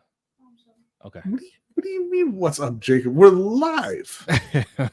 he's assistant producer. He's letting us know, hey, it's almost time to wrap it up. All right. He's keeping us. He's keeping us on track here. All right. Gracious sakes alive. Super Bowl predictions. Again, is it still the Chiefs for you? Chiefs, absolutely. It's the Chiefs. All right. I did hear a story. I don't know how I feel about this. They said Eric Bieniemy was actually he was helped. Here you go. Sorry. Jay's got the answer. Depends on the Pelicans. If they take our 2024 pick, then they take our 2025 pick. So the next pick that's ours is 2026. Okay, not good enough. The Pelicans get one of those picks. Okay, not good enough. All right. Now they're saying that Eric Bieniemy, the week that they played the Ravens, was what do you think, TJ? The week that the Chiefs were playing the Ravens, Eric Bieniemy was helping install some plays, for the game plan against us, while still being employed by the Washington Commanders. Okay, how dare they? That shouldn't be legal. It's absolutely legal. Coaches do that all the time. You're still working for another team. You can't go. Coaches call other coaches all the time, just like players call other players. He was in the locker room with them. I don't care. Like I said, they talk to other coaches all the time. Players talk to other players all the time to try and get an edge. I don't care. Like, I care. So what? So you care because you lost. So yes. So now we know why. Now we know what really happened. Eric Bieniemy. That's what happened. And I think Eric Bieniemy is going back to Kansas City. They're leaking out all the stuff. Oh, players miss him. Andy Reid said his coaching future is bright. Blah blah blah. Pat went to ESPN.com, clicked on stats, offensive team stats, and had to scroll a little too far before he saw Kansas City. He was like, "You know who I miss?" It wasn't as bad as I made it out to be. They're watching tape. They're like, yo, Kadarius Toney did not look this bad last year. What happened? They threw all that film. They're like, look at us smiling, jumping around, dancing, all these coordinated team celebrations. Like, what happened? We were arguing, but I think I was just hungry. I was hangry. I wasn't angry. I was hangry. All right, so yeah, that's the Super Bowl prediction. It's still the Chiefs. Yes, it's still the Chiefs. I do not, and look, it's going to be this way until he actually does it. I do not trust Brock Purdy to win a Super Bowl at all. Yeah. I don't trust Kyle Shanahan to win a Super Bowl at all. He's choked away 2 Super Bowls already. I do trust everybody else on that team to win a Super Bowl. I do. I trust everybody else on that team as well. But the 2 most important people on the team, I don't trust them. One of them I know is a choker, certified choker. choked away 2 Super Bowls already. Yep, gosh, 2 of them. Yeah. You All right. shouldn't even have a shot at a third. Green Bay and Detroit. Yeah, that's true. All right, trivia time. Let's get it going. Trivia time, isn't it? All right, so I'm going to ask this question. Mm-hmm. Then I'm going to go ahead and do the spin for the $25 Amazon gift card. This is for points. How do the points break out here? So for the trivia, the first answer gets 1,000 points. The second to answer gets 750, and the third to answer gets 500. Okay, there you go. B's going to ask his question, and then we're going to do a trivia spin, and then you're going to answer your questions, and then we're going to get out of here and get ready for the overtime show. All right. So with the trade deadline being tomorrow, we're coming up on the All-Star break for the NBA, which is kind of when teams might get a little more serious. They start to gear up for that playoff run. Fans get a little more engaged because the playoffs are right there, right over the horizon. Who all time has the best post All-Star break record in the NBA in a season, one season? Who and what year? What team? What team? And I will throw this one out there for you. I'll give you a free hint. It is not either the 72-10 Bulls or the 73-9 Golden State Warriors. It's neither one of them. I have a guess. Yeah, I have a guess. I'll wait. Sorry. Okay, pick a team. What year? All right. Yes, and this is for points. All right. And while you guys are making your guesses and using Google, which is highly encouraged around here. All right. Go and remind you guys one more time. Patreon.com/LBHT Show is where we will be discussing what we have up here. What's on the overtime show this week? Steven Jackson. Okay. Steven Jackson talking gibberish, right? Not making any sense. Just inserting himself into some made-up beef, and is involving Austin Rivers and Brodny James. We'll discuss that. We're going to discuss some Xbox news and more. We'll talk some more football as well. Okay. And if anything else that you want to talk about, go over to patreon.com/LBHT Show and we can talk about it. All right. It's that kind of laid back type of environment. All right. Also, I've said this before, LBHTShow.com. That is our website. You go over there and sign up for our newsletter. Let us know. That's an easy 1,000 points. That 1,000 points will automatically qualify you for this drawing that B is about to do. We do it every month. That's for a $25 Amazon gift card.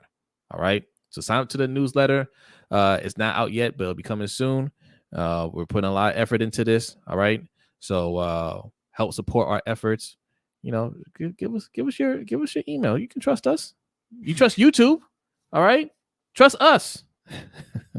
All right. Do you see any answers in there? I do. I'm saying the Miami Heat. I'm saying Jeremy's answer, 2012 Miami Heat. Okay. Osmond picked Miami Heat, but you got to put the year, Osmond. I'm trying to help you out. Put the year. I don't know if that's the right answer. I could be leading you down a very, very bad path here, but I'm guessing. While we wait for another, some more answers to come in, go ahead and do the prize spin for January. All right. There's the wheel. Everybody's name who had 1,000 points is on there. It's not really focusing in on my phone. This is why I'm also very excited for this to be the last StreamYard thing. So we don't tell. But anyway, here we go. We're spinning. All right. What we got?